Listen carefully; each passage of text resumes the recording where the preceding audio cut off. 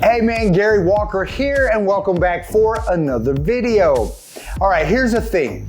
When it comes to weight training, there is nothing that feels better than successfully hitting a new PR. Even if your main training goal has nothing to do with how much weight you can lift. Realizing that you become stronger than before is always a good feeling. A major reason for this is likely just because strength gains are easily quantifiable. If you can't bench press 225 pounds one week, but you're then able to the next week, you know that you've gotten stronger. This is in stark contrast to muscle growth, which is sometimes a daily struggle of looking in the mirror and wondering why you think you look worse than you did the other day. However, even though gaining strength seems as simple as trying to move heavier weights over time, most people go about this the entirely wrong way. That is why in this video, I'm gonna explain the fastest and most effective ways to get stronger. More specifically, I'm gonna be focusing on how to get a stronger bench press, an exercise that is widely regarded as the measure of a person's strength. When most people think of strength, they think of size. The larger the muscles, the greater the strength, right? Well, this is partly true as a larger muscle has more contractile proteins, which in turn allows it to exert more force when contracting. And in order to exert high levels of force, your muscles, joints, and connective tissues must be physically strong enough to support those forces.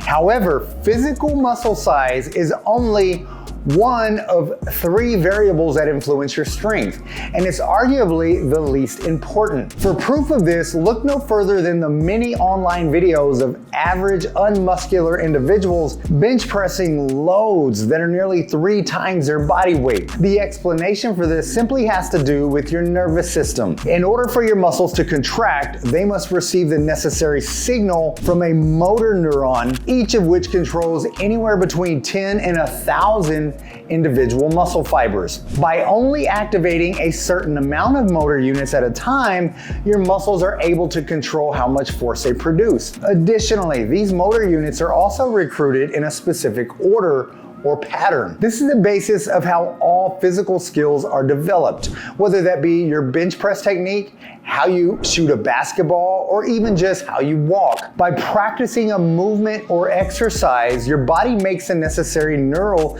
adaptations that allow the optimal number of motor units to be fired in the most optimal pattern to make that movement more efficient and repeatable. This is exactly how a professional basketball player is able to consistently put the right amount of force into their shot, as well as how your body knows exactly how much force to exert when doing box jumps at different heights. When it comes to strength training, your body must become efficient at recruiting as many motor units at once as possible in order to exert maximal force. Not only this, but your neurons must also learn to fire at a more rapid rate, something which is known as rate coding.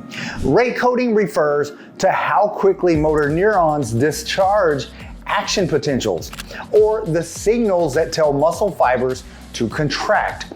The faster and more frequently these signals are transmitted, the more force the muscle fibers are able to produce. Now, I know that was a lot to take in, so let me summarize this for you. Basically, in order to get stronger, your nervous system must adapt so that it is able to recruit more total muscle fibers while also recruiting more of them efficiently, frequently, and in the most optimal patterns. With that said, it's extremely important to clarify that these adaptations are very much specific to the specific movements. In other words, neural strength gains from doing weighted dips aren't really going to transfer over to increase strength gains on a bench press. This means that if you want to get a stronger bench press, your focus should be on bench pressing more frequently.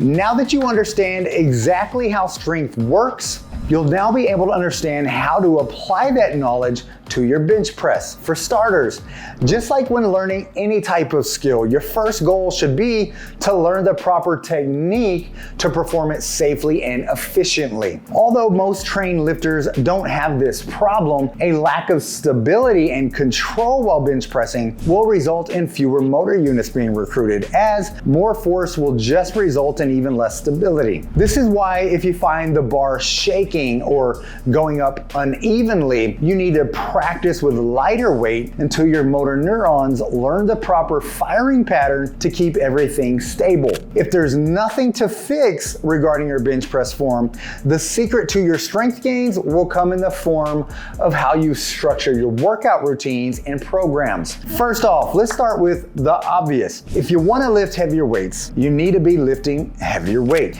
As I've covered in previous videos, strength gain adaptations are the highest when performing sets in the 1 to 6 rep range while using a weight that is equivalent to 85 to 100% of your 1 rep max. For example, if your 1 rep max bench press was 225 pounds, the majority of your working sets should be done with at least 190 pounds on the bar. Additionally, you simply need to be bench pressing more often. If you're only benching once a week currently, you absolutely need to increase that to 2, 3, or even 4 times per week. As I covered earlier, this is because strength gains are specific to the exact movement that is being trained. Sure, using a chest press machine instead of benching one day might have some carryover to your barbell bench press strength if you're still training heavy. However, nothing will have as much effect on your barbell bench press strength as practicing that exact movement will. Of course, you must be careful though to avoid overtraining if you're going to be benching more often. Quite frankly, lifting heavy and practicing your bench press more often are easily the most important factors when it comes to getting stronger. Now, this isn't to say that you can't be training lighter, especially if you're deloading or adding in some hypertrophy work to build more muscle mass, or just practicing your form and your technique. In fact, purposefully using moderately heavy loads and focusing on how quickly you can move the weight is one of the best ways to increase your strength, despite not using heavier loads. This is known as power training and can be very effective for improving how quickly your muscle fibers are able to contract, which allows them to exert more force and waste less energy. In addition to power training, you might also want to consider adding in some advanced bench press methods. The first of these is the heavy isometric hold. When doing these, you simply practice unracking a weight equal to or greater than your 1 rep max and holding it at the top lockout position for 10 to 20 seconds at a time before re-racking it. The whole purpose of these heavy holds is to acclimate your nervous system to holding even heavier load than it's used to. The goal is to get comfortable holding extremely heavy weights so that the weights that are normally heavy to you won't feel as intimidating. This is a proven technique that can be used in other heavy compound lifts as well, especially with barbell squats. Of course, make sure you be extremely careful when doing these though, and I'd recommend doing these in a squat rack and setting the safeties up high just in case anything goes wrong. Another technique that is very often used by powerlifters has to do with targeting weak points. For most people, their weak point on bench press is the lockout at the end of the press. To specifically work on improving your lockout, you can use a squat rack and set the safeties up high so that you only have to do the top half of the press. Similar to heavy isometric holds, you can load on a weight heavier than you're used to using as well. If your weakness is the bottom portion of the rep when the bar is on your chest, you can do a similar thing by setting the safeties low so that the bar rests just barely above your chest. You can also just do this with the spotter and focus on pausing your reps at the bottom of the movement as well. Adding 50 pounds to your bench press max will not be easy, especially if you're a trained lifter and have already hit a plateau. However, as long as you use optimal form and have a decent training program that prioritizes your recovery, using these tips I laid out for you in this video will surely lead to strength gains in the coming weeks or months. The most important things to remember are to be training with heavy weights equal to 85 to 100% of your 1 rep max, doing most of your working sets in the 1 to 6 rep range, and bench pressing more frequently if you aren't already. Just remember, to maximize your results and avoid overtraining, you might have to decrease the amount of volume you're doing for other exercises, especially if those work your pushing muscles. All right, with that being said, if you have any problems structuring a program, or you want to learn how to get stronger and you're just confused with the process, then I'm going to leave a link in the description below for some more information on my one-on-one coaching.